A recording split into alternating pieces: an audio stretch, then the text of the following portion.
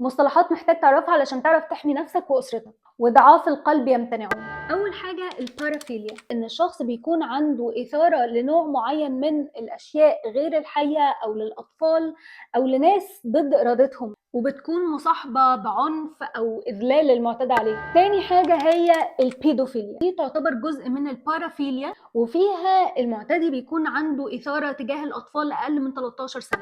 تالت حاجة هي الفويرزم أو التلصص، وده إن المعتدي بيتلذذ بإن هو يتلصص على المعتدى عليه، سواء بيغير هدومه أو بياخد شاور. والإثارة هنا بتكون من المراقبة نفسها، ممكن المعتدي ده ما يتدخلش في الموضوع أصلا، وأي احتفاظ بالصور أو الفيديوهات من النوع ده القانون لا يرحم أحد. رابع حاجة الإكسبيشنزم أو الاستعراضية، وهنا الشخص بيحس بالإثارة لما يستعرض أو يظهر أعضائه الحميمة أو يتشاف في أوضاع مش كويس.